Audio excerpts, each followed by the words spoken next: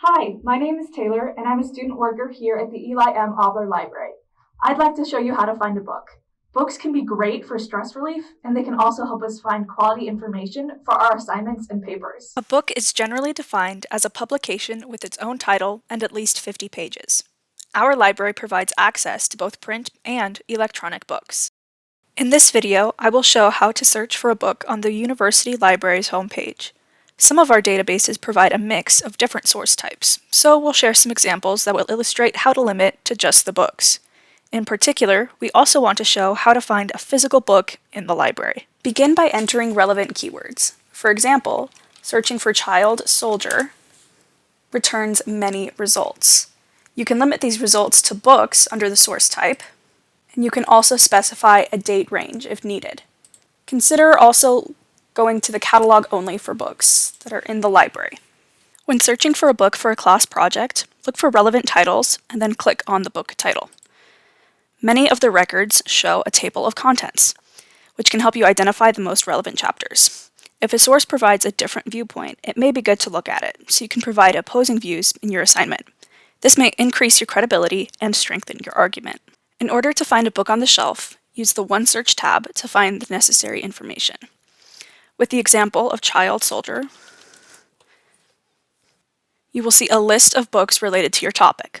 Under almost every book's title, you will see the following options: status, location, and call number. First, beneath the status section, you will see available or not available. If it says available and has a green circle with a white check mark, then it should be available physically on the shelf. Second, under location, you may also see main book collection, second floor. That is where you can find the book. Lastly, look under the call number section to see the number you need to find the book on the shelf. Let's look up the book titled Child Soldiers: From Violence to Protection by Michael Wessels. It has the call number UB416.W47 2006. Write the call number on a piece of paper or take a picture of it with your phone. When you get to the second floor, you will see signs with letters hanging from the ceiling. These signs can help us find the book we need.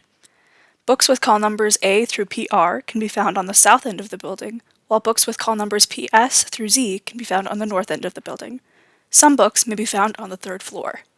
Use the cards that are at the end of the range of shelves to understand which row you need to go down. For example, if a card shows U168E22 through Y1973W65, we know our book is there. Once you turn down one of the row of shelves, keep an eye on the labels with the call numbers. A shelf is typically 3 to 4 feet wide, and when we get to the end of one shelf, we need to go down to the next shelf. This means that when we get to the shelf on the bottom, we need to come back up to the very top of the next set of shelves. This makes a Z pattern.